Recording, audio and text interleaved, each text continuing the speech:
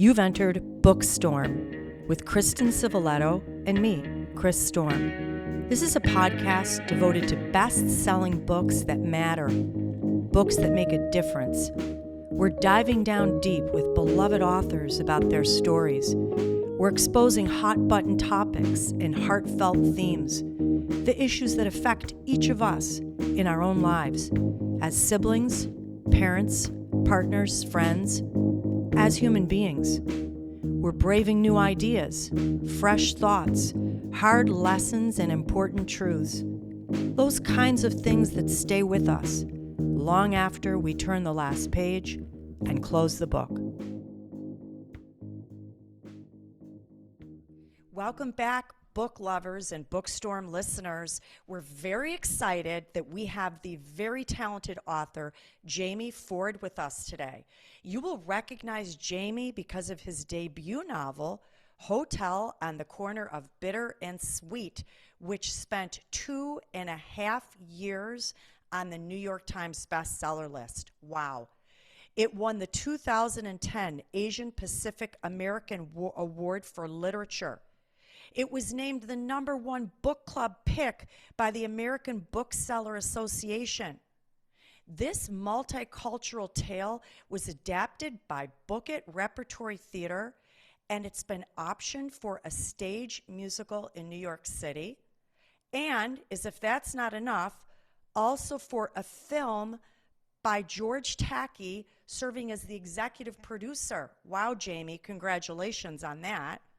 Thank you. It's been an interesting it's been an interesting journey with that first book, because it took me so long to get out from under the shadow of that book, and now I think I've inadvertently created another shadow, which is it's a wonderful and interesting problem to have. Yes, when you start out, they say start out with your best book, and you started out with something magnificent, and we loved it for a good while. But we're here today to talk about Jaime's next book, which is called The Many Daughters of Afong Moy, which Kristen and I felt was a very important and very meaningful novel. And we're thrilled to have him here. Let me give you a little more about his bio, though, because there's some things you don't know about him. His work has been published in multiple anthologies, from Asian-themed steampunk to stories exploring the universe of masked marvels and caped crusaders from an Asian American perspective. He has award-winning short stories. He has also written other genres: speculative, dystopian, crime noir, middle grade horror. The Library Journal says of this book that we're here to talk about, The Many Daughters of Afong Moy, that it's a tale of inherited trauma, but also inherited hope, told in the matrilineal voices of generations of Chinese women. This is the part that Kristen and I loved about it, this generations of women. Jaime Ford is the great-grandson of a Nevada mining pioneer, Ming Chung, who emigrated from Huiping, China to San Francisco in 1865, where, Jaime explains in his bio, he adopted the Western name Ford. And then, Jaime, you add, thus confusing countless generations. Truly. And he currently lives in Montana with his wife and a one-eyed pug and his imaginary friends. Jaime, welcome. Thrilled to have you here on BOOKSTORM today to talk about your latest hit. It's awesome to be here. Thanks for having me. Absolutely. Well, we like to give our listeners a little bit of the background of your story. So if you'll allow me, I'll just kind of do a summary, and I would love for you to add anything that you think is missing. And by the way, I tried very hard not to give away spoilers. And in this case, it was a little tricky, I have to say. In your story, we follow the stories of Chinese women who are all related and all affected by transgenerational trauma. That is trauma that has been passed down from one generation to the next. Each woman can feel something, some emotions from the past that they can't necessarily explain, and some of the women don't know the history of the women who came before them, and they don't understand some of the anxiety and despair, discomfort they're experiencing. Now, in your story, Dorothy Moy, a former poet laureate, seeks some radical help for some mental health challenges that she is having, especially as she begins to see some similar behavior patterns in her daughter. And that story takes place in the future, which is a really interesting part of your story as well. Through an experimental treatment that is really designed to address this inherited trauma, Dorothy intimately connects with some of the past generations of women in her family. Faye, a nurse in China serving with the Flying Tigers. Zoe, a student in England at a famous school with no rules. Lei King, a girl quarantined in San Francisco during a plague epidemic. Greta, a tech executive with a unique dating app. And Afong, who is one of the first Chinese women to come to the United States. And during the time period when she came, that really is how your story opens, which was just fascinating, actually, to both of us. We've been talking about this for a couple hours. Now, as some of these painful recollections start to affect her present life, Dorothy discovers that trauma is not the only thing that has potentially been passed through these generations. And there's a really interesting aspect where a person who binds them in love appears in all of these intergenerational stories, which was absolutely fascinating what that person represented. So as she goes through her treatment, as we follow her story, we see her efforts to really help her find peace, but also for her daughter to have a future.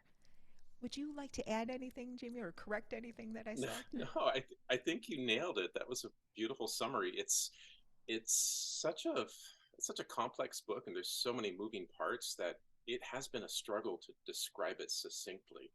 People ask, what's the book about? And I tend to say it's about generational trauma, which sounds heavy, and the book isn't all heavy, and that's why I call it my epigenetic love story, which I find fascinating. When I began writing this book 3 years ago, I would tell people I'm working on a book about inherited trauma, or the long form title is transgenerational epigenetic inheritance.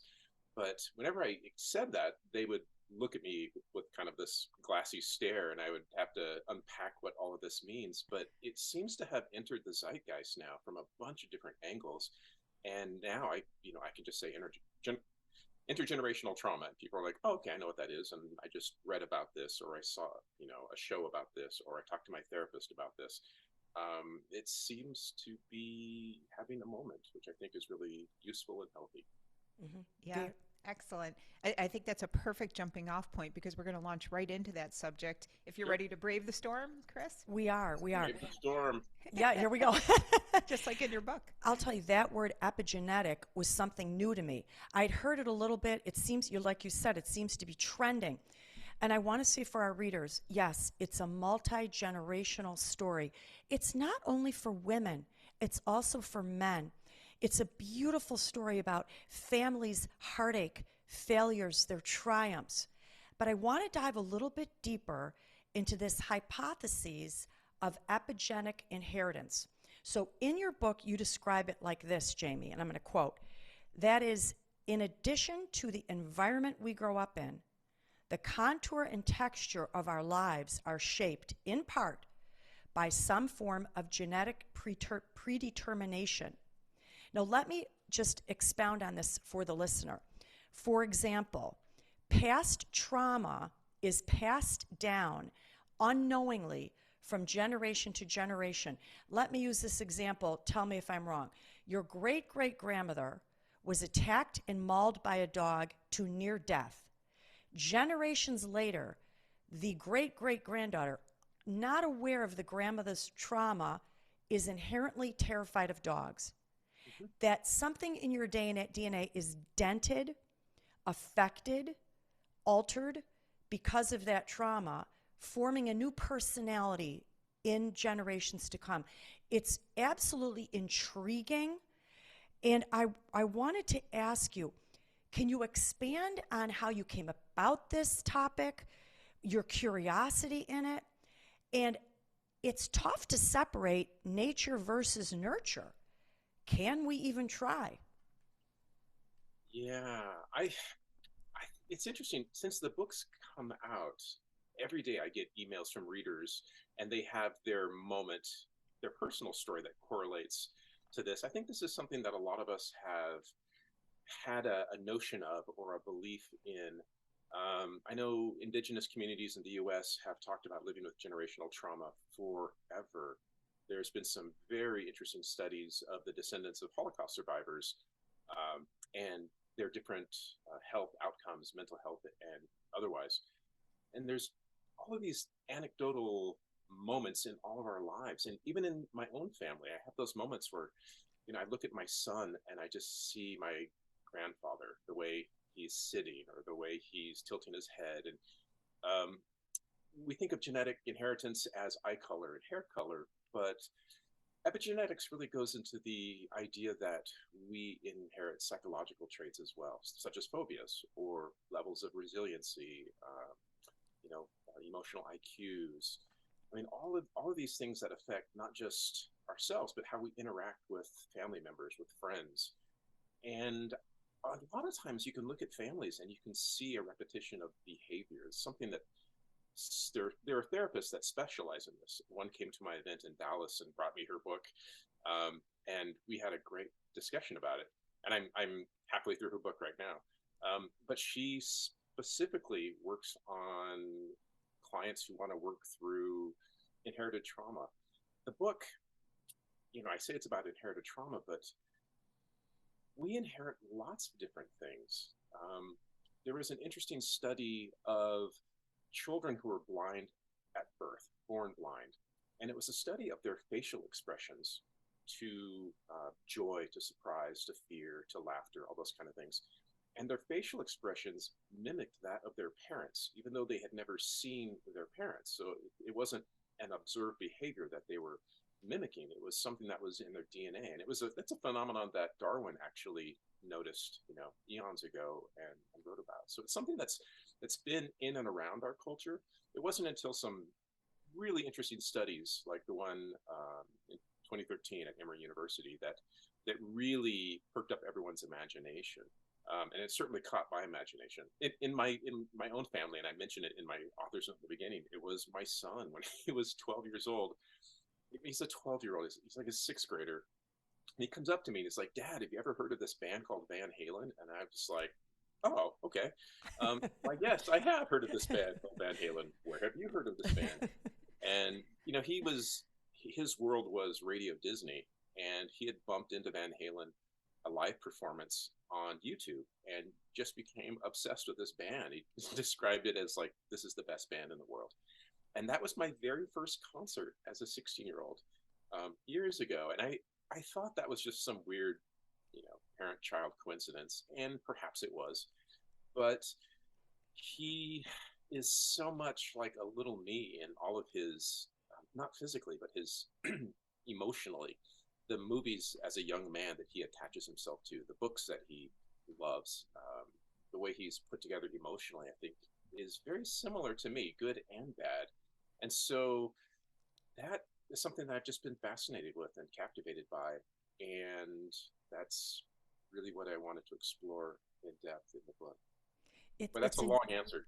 It's a great answer, and it's very intriguing to all of us, because each of us can look at our parents and great-grandparents and say that we inherited some things that maybe we wish we did not. But your book took it one step further.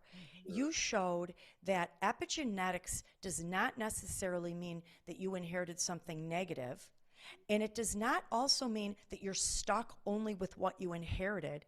With epigenetics, we have the ability to change and grow this lineage of people into something better. And one way that you showed us this in the book is that no matter what we are dealt with or given in our DNA, there's still some freedoms that we have. Freedom to choose, freedom of choice, freedom to get help, to try to become someone different, to alter the next generation or alter the course of our family.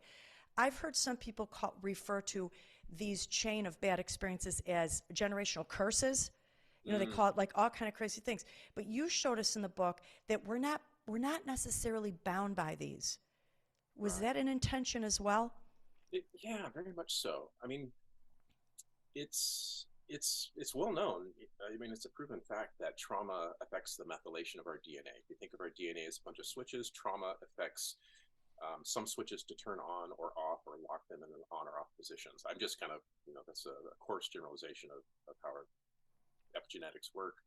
But we pass down those sets. And so we inherit these good and bad traits from our forebears. There's much more study that needs to be done and will be done, and we'll probably never figure this out in our lifetimes, but I can kind of see it on the horizon.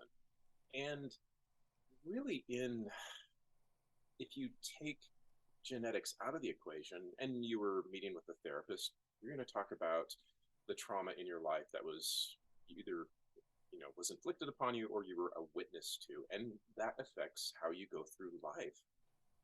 And much of the things that we work out in therapy or we treat with medication is to deal with those things. But if we inherit a bunch of those things, good and bad, for me, it allows me to give myself a break and not blame myself for everything. And it doesn't remove responsibility. We're not these automatons that have no independence from the past. But it makes me conscious of the decisions I make, good and bad, and reflect upon the previous generations. And I do think if we have an awareness of these things, then we can break free from these things. And yeah, that's I wish I had that book with me.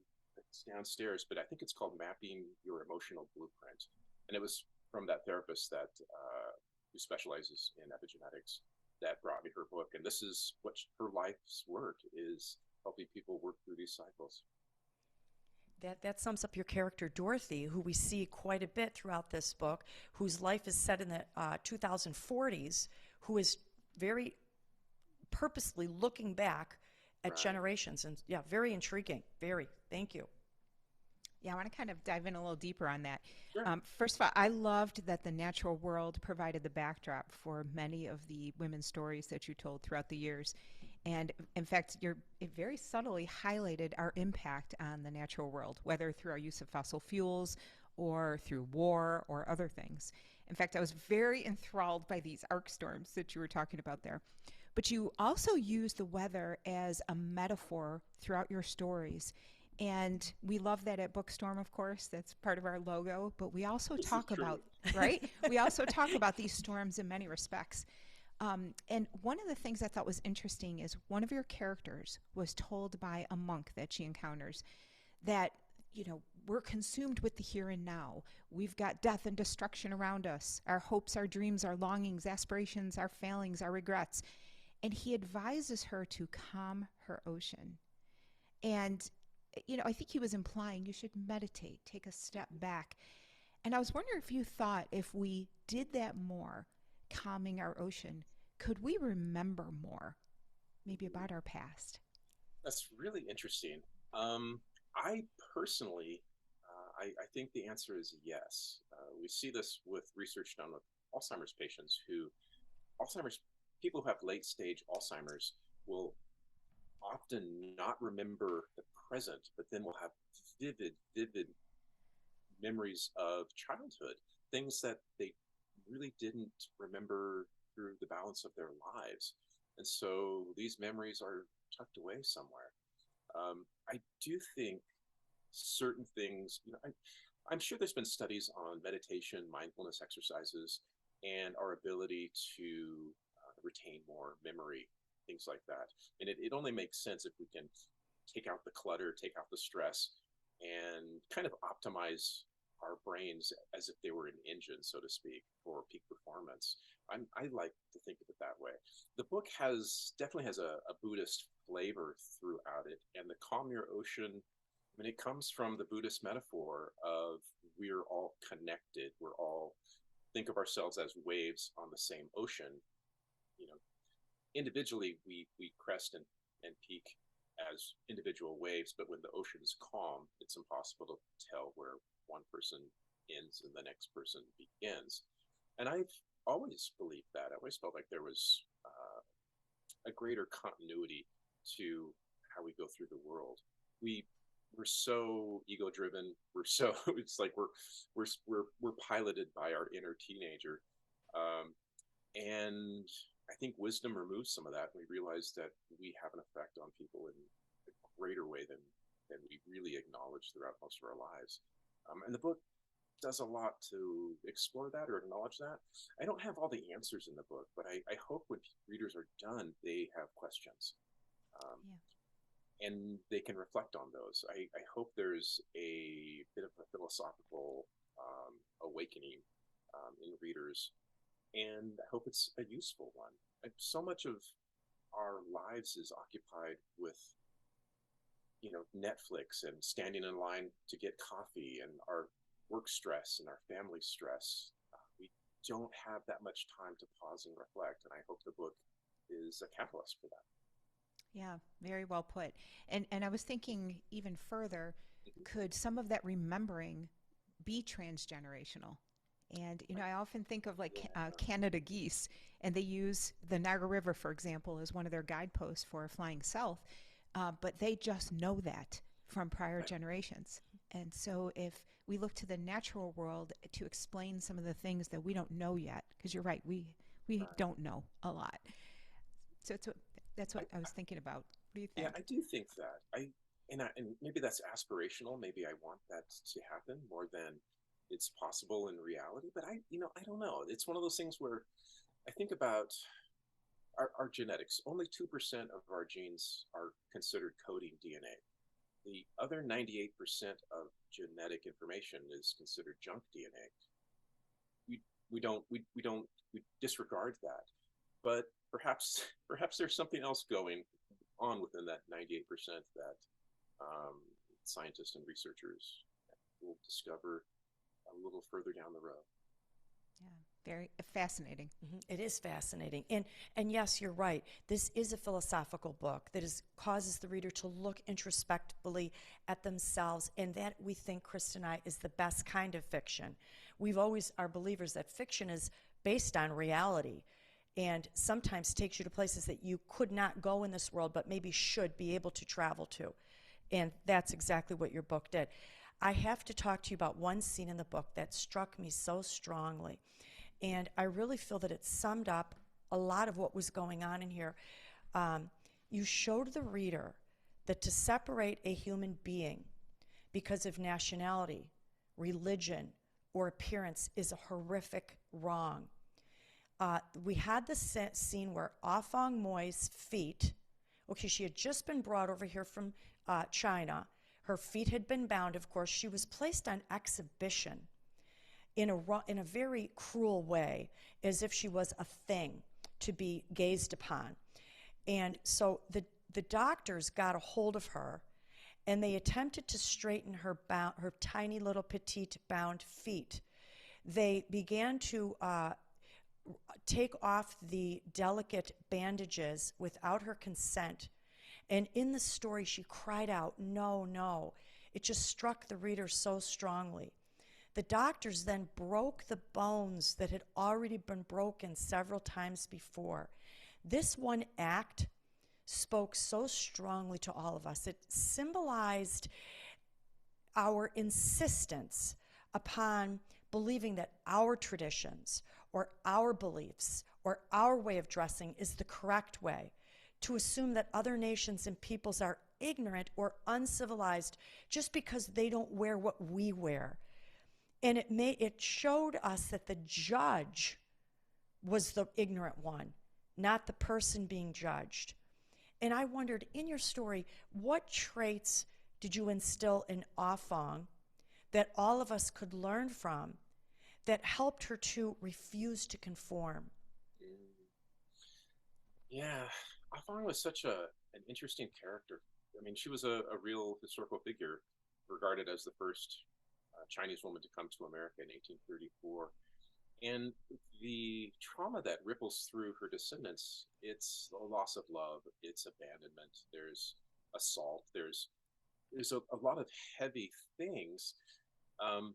But she has, I mean, the reason I was fascinated with her is that she was written up in more than 200 newspapers. And in today's context, everyone wants to be internet famous or TikTok famous or a YouTube influencer.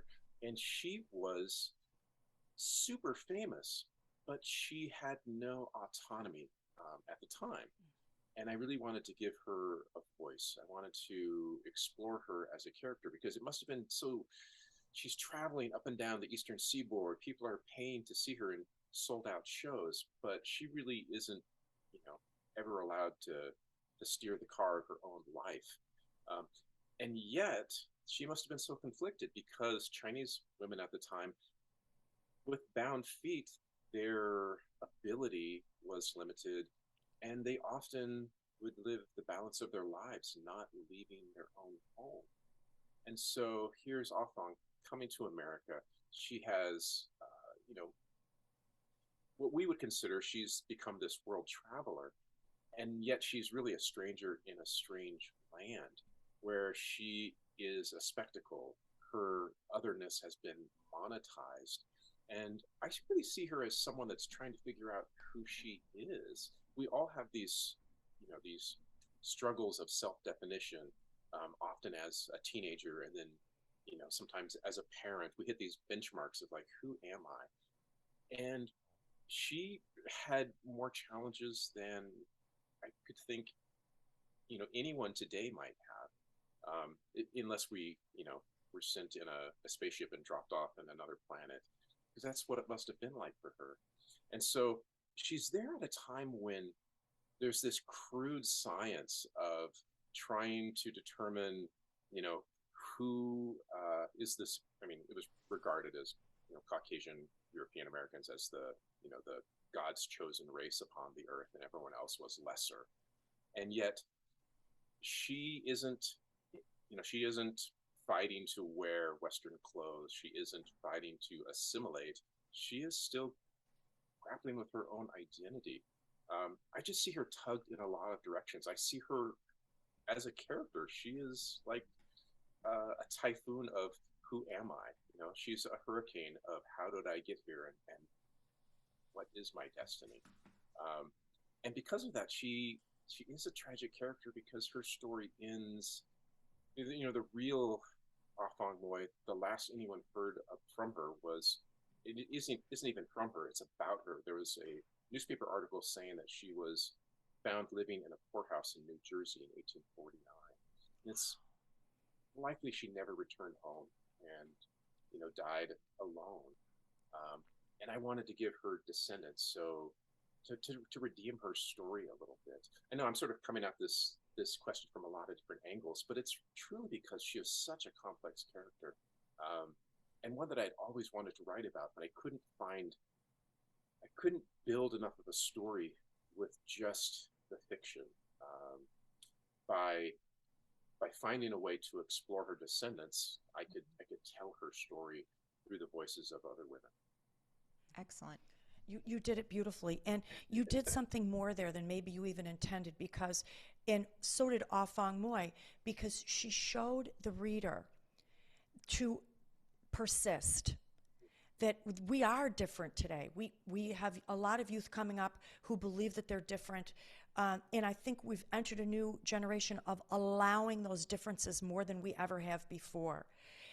But you also showed the beauty in being different. So Yeah. she was looked upon as being this delicate, unusual, beautiful creature. Maybe not even human, but a creature coming into our midst. And who is she? And let's pull her apart and unravel her and see if we can straighten her out. But yet, the reason she was famous was because she was different. Right. It was a great juxtaposition there, and I just thought it added a beautiful layer. Oh, Yeah. thank you. Excellent. Thank you. I appreciate that. First of all, why is it so important to confront our history and make sense of it? And, why is it important to understand what happened before? Yeah. I mean, for me, there's two reasons to understand my familial history. One is it helps me understand who I am, to understand and appreciate where I am, to understand their struggles. But also, if there are, if we make mistakes, often people will make catastrophic mistakes, and you ask them, like, why did you do that? And they're like, I don't know. It was just kind of an impulse or something like that. Left to our own devices, we might do that far more often than we would like to. But if we have an awareness of patterns of behavior, tendencies for, for self-destruction, or tendencies to, give our hearts to the wrong people all too often, or tolerate bad behavior in friends and family all too often. If we understand those things, we recognize them in ourselves, and we can correct those things. The writing corollary, maybe it's a bad metaphor, but I really think you can learn a lot as a writer by reading terrible books. Because if you read them as a writer and catch those mistakes, when you sit down to write your own stories, you will self-correct. You will catch yourself before you make those mistakes. And I think family history is the same thing. If we can study what our parents did, our grandparents, or great-grandparents did, their joys, their calamities, when we are upon those decisions in our own lives, we can hopefully make better decisions. Excellent. Yeah, very, very excellent. Absolutely. We really enjoyed this book. We treasured it. We want to say to our readers, this is going to be a book. Take your time with it. You're going to find a little of something of yourself in this novel. You may allow yourself to discover something of yourself in this novel, and it causes you to look back upon your own history and maybe take a little closer look at your own life. And we thank you for that. And Jaime, can you give us a clue? What are you working on now? What's on your radar? What am I working on now? I am reading for research and doing interviews. As you can see, there's like a bunch of notes. I won't tell you exactly what I'm working on. I started something, and I'm reevaluating it now. I'm doing more research because I think I need to go a bit deeper. But I recently interviewed. He's a psychiatrist, but he's the head of the University of Virginia's Department of Perceptual Studies. It's a department within the medical school that deals with certain unexplained phenomenon. And the doctor I met with, he's spent the last 30 years studying children under the age of 5 who have memories that they shouldn't have. Wow. And he has, I think, 2,800 documented cases that they've investigated. And it's funny, when I mention this to a lot of people who have children, they will say, oh yeah, when my daughter was 3 years old, she told me that it's not like I was a princess and I was riding a dragon. It's something very specific of, no, I lived in this town and this is what I did. And then, by the time they hit 7 or 8 or 9, they forget those memories. And so the book deals with that. It's still I'm a sentimental guy. No matter what I write, it tends to bend in the shape of a love story, and a complicated family story, because those are universal themes in my own life. And this one is, as always, is bending in that direction, and I just lean into it. So we'll see where it goes. It sounds really interesting, doesn't it, Oh, yeah. Kristen? Keep at it. This right away, just the little bit that you're showing us here sounds like something we'd love to read. Yeah. Cool. And I want to close by saying your readers and BOOKSTORM listeners, you're going to want to connect with Jaime Ford so that you can see what he's doing next. You can find him on his website, jaimeford.com, and also on Instagram and Twitter. Jaime, it's been a pleasure having you here today. Thank you for this beautiful novel, The Many Daughters of Afong Moy, a must-read for everyone. Thank you so much. Thank you so much, Jaime. Very deep and interesting discussion with Jaime Ford, and I want to touch a little bit on what he said his next book is going to be about, because he talked about in that same topic in this book just a little bit, and the notion of deja vu. We've all had it, that feeling that you have lived this moment prior, or that you met someone before, that someone said those exact words to you before, was explained by this theory. It was something that a monk said. All of this is a stepping stone in a wide river that connects us all. Are certain people destined to meet? Do we have only one true love? It's an interesting theory. What do you think about this, Kristen? Yeah, these are fascinating topics because, first of all, we know so little about how the mind works. I mean, we can't even prove the existence of a mind when you think about it scientifically, but we know it's there. We know so little. So to rule out that these kinds of coincidences or happenings exist, we don't have enough information to do that. And we've all experienced that, right? On some level. I have had those experiences where not only did I feel those words, it was the exact setting, this person, I've met them before. I once walked by somebody in Walmart and this person looked up and I looked up at the same time and I could not explain what this weird connection was. There was some connection there. And I kept going, but it bothered me all week. There was something, and that person noticed it as well.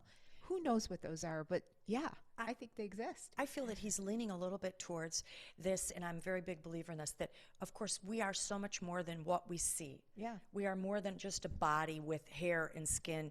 We are more than even just a beating heart. But there is a mind, a will, an emotion deep within us that many people call a soul. We are so much deeper beings than just what you can see. And I think that's what Jaime is tapping into here, the absolute essence of humankind. And we don't know. There's a lot that we don't know. What is it? How far does it extend, generation to generation, life to life? But it's very intriguing.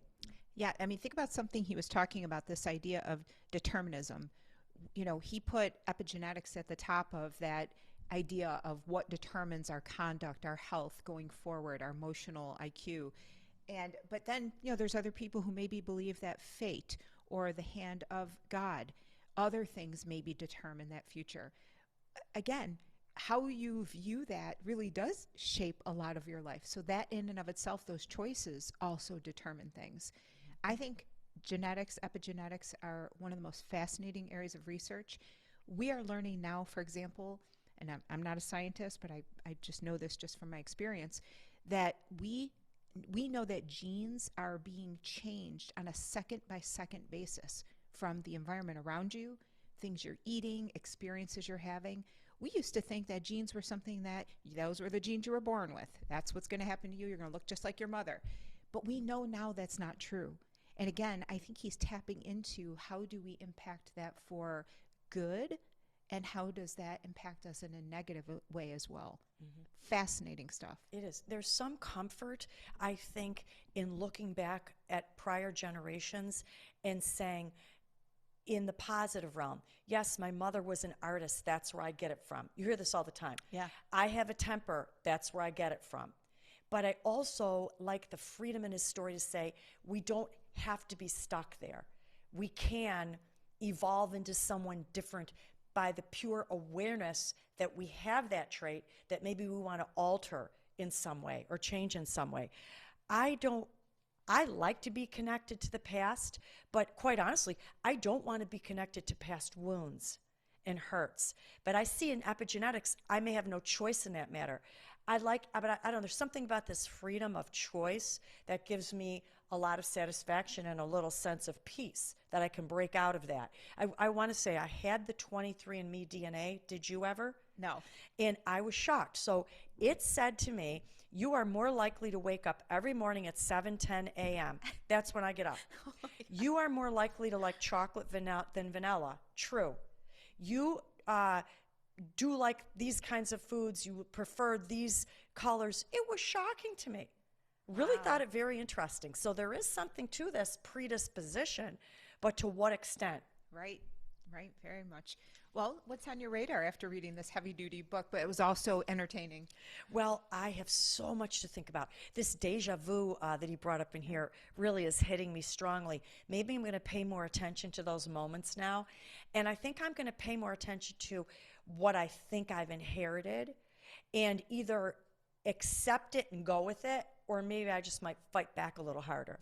How about you, Kristen? Yeah, I'm kind of taken with this idea of autonomy. You brought it up and Jaime brought it up because in Afong, with her feet bound and also her circumstances being dictated to her, what type of autonomy was she experiencing? And maybe unbinding her feet was real autonomy. I don't know. But those are things that I've kind of been wrestling with since I read it in the book, and some of your discussion really brought that to the fore, because we see women in the story who have a chance to expand their autonomy by making very distinct choices. And that was one of the aspects I really liked about it. And I like that he said in there, because I think it really made me think we don't have as much autonomy as we think we do. Even in today's society, we are expected to behave certain ways. We are expected to do certain things, get a job, provide shelter. There's things in society in the U.S. that are even more expected than in third world countries, for instance. And it's just interesting. How much autonomy do we really have? That's something we could think about. Absolutely. But listeners, thanks for joining us today. We do recommend this book by Jaime Ford, The Many Daughters of Afong Moy. I know you're going to enjoy it. Especially if you're a deep thinker or someone who is self-inquisitive, you're going to really like this book. I want to give a shout out, as always, to our incredibly talented sound engineer and producer, Mr. Mark Carey. Hi, everyone. Hope you guys enjoyed today's show, and we will see you next week. If you see us on YouTube, you may think he looks unassuming, but he is the brains behind what goes on around here. And we're going to leave you with a few storm predictions to pique your interest. We've got a great fall lineup. We have Lori Lico Albanese and Hester. We have Brendan Slocum, The Violin Conspiracy. Viola Shipman, The Edge of Summer. Lisa Unger, Secluded Cabin, Sleep 6. Meg Waite Clayton, The Postmistress of Paris. John Searles, Her Last Affair. William Kent Kruger, Fox Creek. And Shelby Van Pelt, Remarkably Bright Creatures. In the meantime, listeners, stay on the radar with BookStorm by visiting our website at bookstormpodcast.com. Facebook, Instagram, Twitter. And if you'd like to see us in person or one of our amazing authors, you can view us on the video version of this podcast on YouTube. You can just search for BookStorm Podcast, and it should come right up. Until the next time, one of the best ways to brave the storm is to dive down deep into life-changing fiction.